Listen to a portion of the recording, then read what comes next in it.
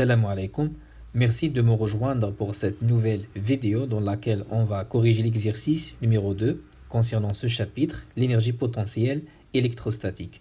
Lisons d'abord l'énoncé de l'exercice.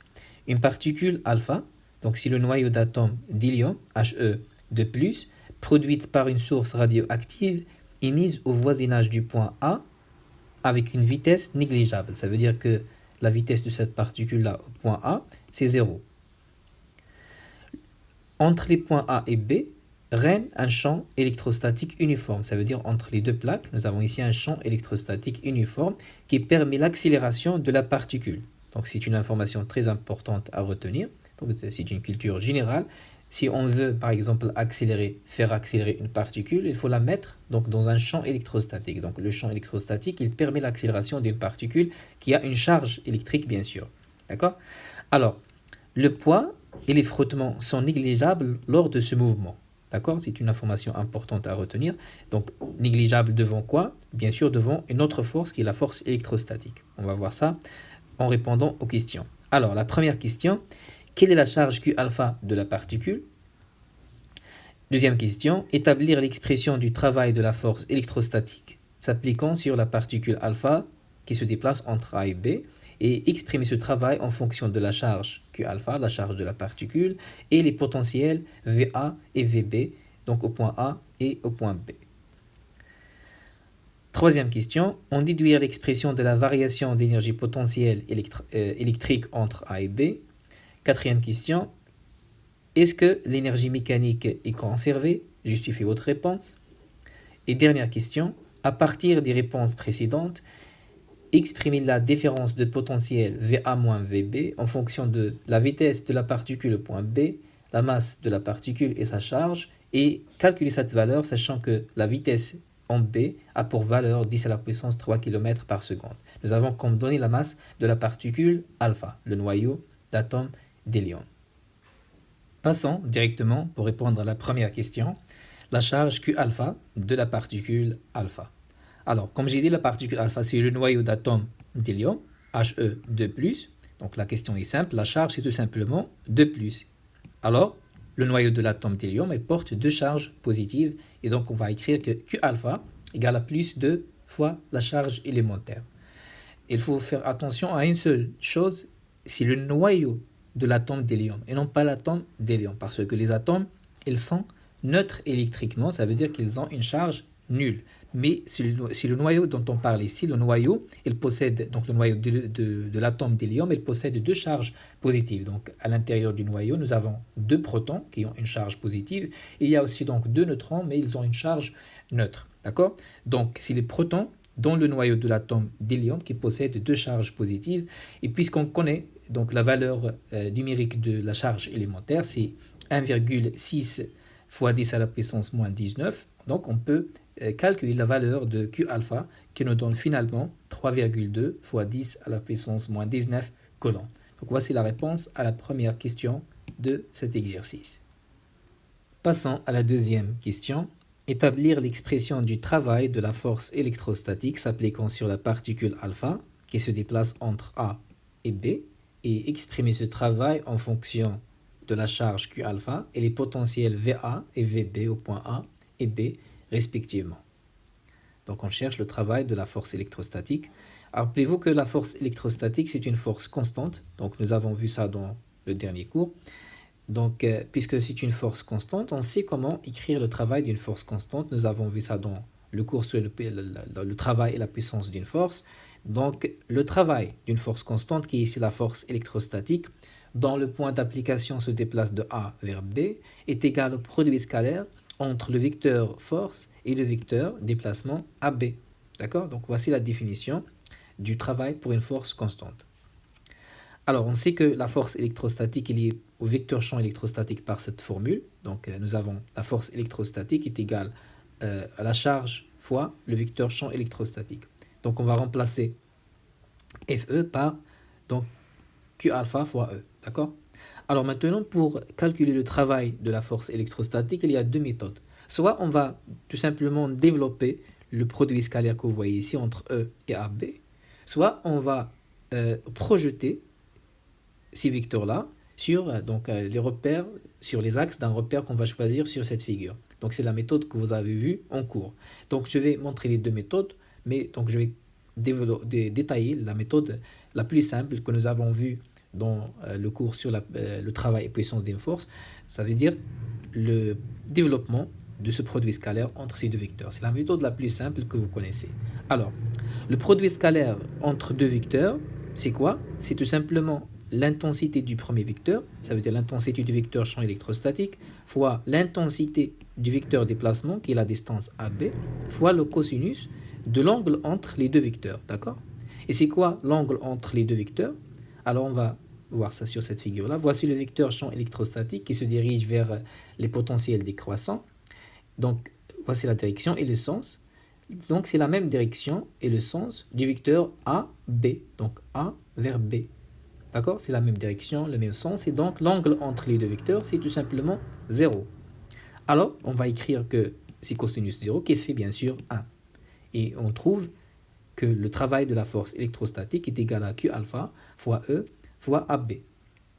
D'accord? Donc, dans la question, il nous demande d'écrire, donc d'exprimer le travail en fonction de Q alpha, VA et VB. Donc, on a besoin de faire apparaître les potentiels.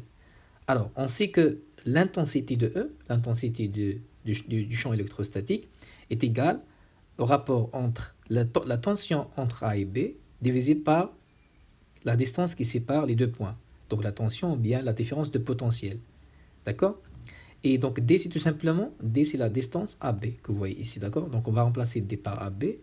Et en remplaçant donc E, l'intensité du champ électrostatique, par UAB sur AB, on va donc simplifier AB dans le dénominateur avec ce AB là. Il nous reste finalement donc Q alpha fois UAB. Et UAB, donc tout simplement, c'est la tension ou bien la différence de potentiel. Donc c'est la différence de potentiel entre A et B, ça veut dire VA moins VB. D'accord? Donc voici la formule du travail de la force électrostatique et en fonction de Q alpha et VA et VB comme elles ont demandé dans la question. D'accord? Alors, pour l'autre méthode, comme j'ai dit, il faut projeter les vecteurs champ électrostatique et déplacement sur les axes d'un repère OXY. D'accord? Donc, voici l'autre méthode. C'est exactement la même procédure que nous avons vue en cours. D'accord? Donc, ce n'est pas la peine de refaire les calculs ici. Ce qui est important, c'est que finalement, on trouve le même résultat. D'accord? Donc, ce qu'il faut faire, c'est tout simplement ajouter, bien sûr, les axes OXY et donc les vecteurs unitaires associés à ces axes-là et faire les projections. D'accord? Juste très vite avant de passer à la question suivante. Pour E, pour le vecteur champ électrostatique, donc il est perpendiculaire à l'axe OY, donc vecteur unitaire J, donc sa projection sur cet axe-là est nulle. Tandis que pour l'axe OX, donc le vecteur champ électrostatique, il est parallèle à cet axe-là, et il a donc un sens contraire au sens du vecteur unitaire, donc sa projection sur l'axe OX, ça nous donne moins E fois I. Donc c'est ce que vous voyez ici. Donc de la même façon, on va projeter le vecteur déplacement AB et on fait le produit, d'accord? Alors, le produit entre les vecteurs unitaires de même nature, ça nous donne 1, et le produit entre les vecteurs unitaires de nature différente, ça nous donne 0. Donc finalement, il nous reste le produit scalaire entre ces deux termes-là, d'accord?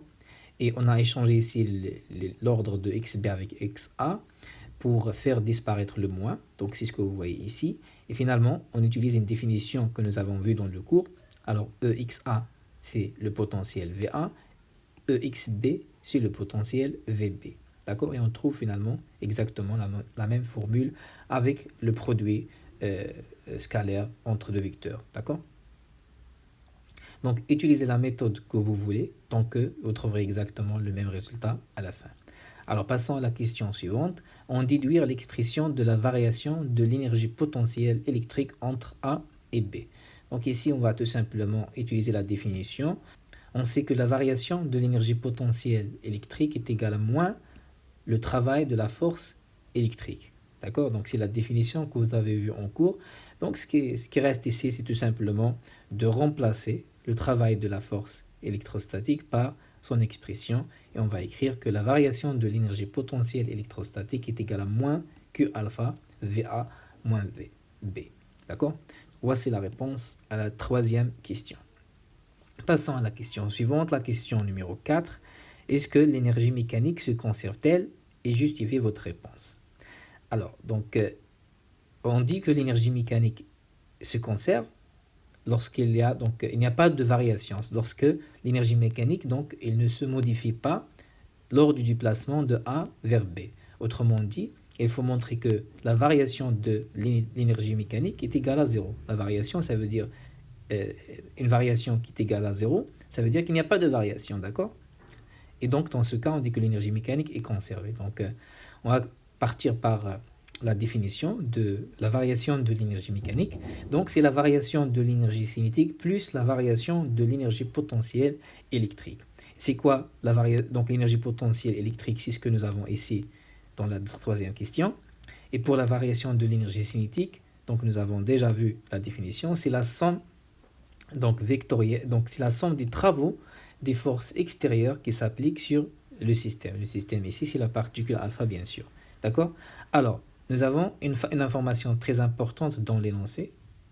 Le poids et les frottements sont négligeables. D'accord? Ça veut dire que la seule force qui s'exerce sur la particule alpha ici, c'est la force électrostatique. D'accord? Donc, on va écrire, puisque le poids et les frottements sont négligeables, la particule alpha est soumise uniquement à la force électrostatique. Et donc, la variation de l'énergie cinétique est égale tout simplement au travail de la force électrostatique. D'accord? Et comme j'ai dit, donc, la variation de l'énergie potentielle électrostatique, c'est moins donc, le travail de la force électrostatique. Et il reste maintenant à faire la somme. Et bien sûr, on va trouver finalement 0 parce que la variation de l'énergie cinétique, c'est le potentiel de la force électrostatique, tandis que la variation de l'énergie potentielle électrostatique, c'est moins le travail de la force électrostatique. Donc, finalement, nous avons ici 0. Et donc, l'énergie mécanique est conservée. D'accord? Puisque donc, delta EM est égal à 0, ça veut dire qu'il n'y a pas de variation. L'énergie mécanique n'a pas changé lors du déplacement de A vers B, et donc elle est conservée. On peut dire aussi que delta EM égale à 0 signifie que l'énergie mécanique de la particule alpha à l'état initial, ça veut dire au point A, est égale à son énergie mécanique à l'état final, ça veut dire au point B. D'accord? Donc finalement, on peut dire que lorsque delta EM est égal à 0, l'énergie mécanique est conservée. Donc voici la réponse à la quatrième question de cet exercice. Passons à la dernière question de cet exercice, donc la question numéro 5. Alors, à partir des réponses précédentes, exprimez la différence de potentiel VA moins VB en fonction de VB, M alpha, donc la masse de la particule alpha, et sa charge Q alpha, et calculer cette valeur sachant que la vitesse VB est égale à 10 à la puissance 3 km par seconde. Et voici donc la valeur de M alpha. Alors, donc pour répondre à cette question, il y a encore une fois donc deux méthodes à utiliser. Soit on utilise la variation, le fait que l'énergie mécanique est conservée, d'accord? Soit on utilise directement, on va appliquer directement le théorème de l'énergie cinétique. Et les deux méthodes, elles vont bien sûr donner le même résultat. Alors, je vais utiliser la conservation de l'énergie mécanique, mais je vais vous montrer à la fin aussi comment faire avec l'application du théorème de l'énergie cinétique. Alors, nous avons vu que, par définition, la variation de l'énergie mécanique est égale à la variation de l'énergie cinétique plus la variation de l'énergie potentielle électrique. Et puisque l'énergie mécanique est conservée, delta EM est égal à 0.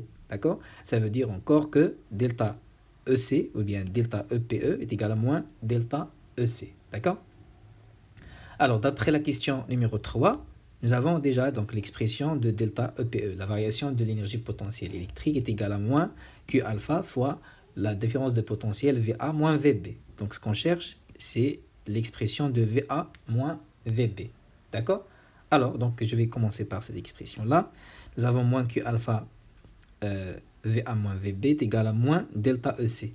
Donc, je vais remplacer delta EC, la variation de l'énergie cinétique, par donc l'énergie cinétique finale moins l'énergie cinétique initiale. Donc, vous rappelez-vous de ça, c'est par définition, la variation de l'énergie cinétique, c'est l'énergie cinétique finale, ça veut dire au point B, moins l'énergie cinétique initiale au point A. D'accord? Et n'oubliez pas le moins ici.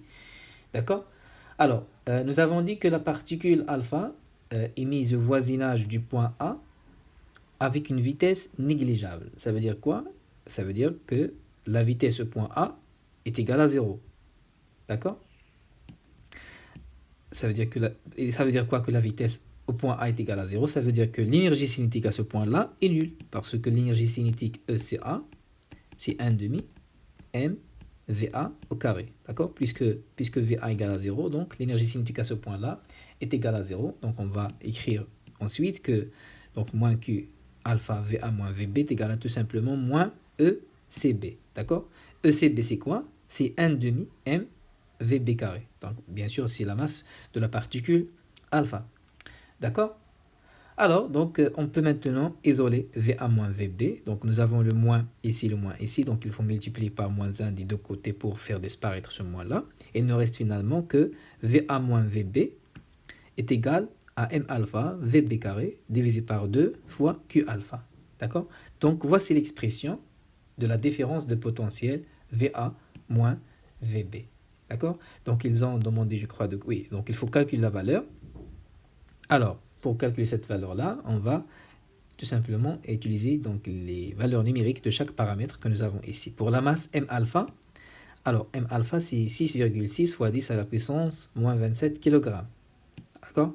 Pour VB, donc c'est 10 à la puissance 3 km par seconde. Il faut convertir le kilomètre en mètre en multipliant par 10 à la puissance 3. D'accord? Et n'oubliez pas que c'est VB au carré, donc il faut ajouter le carré, divisé par 2 fois la valeur de Q alpha que nous avons calculé ici dans la première question, c'est 3,2 fois 10 à la puissance moins 19 coulombs. Et on trouve finalement la valeur de cette différence de potentiel est égale à 1,031 fois 10 à la puissance 4 volts. Donc le volt, c'est l'unité de la différence de potentiel ou bien tout simplement de la tension entre A et B. D'accord?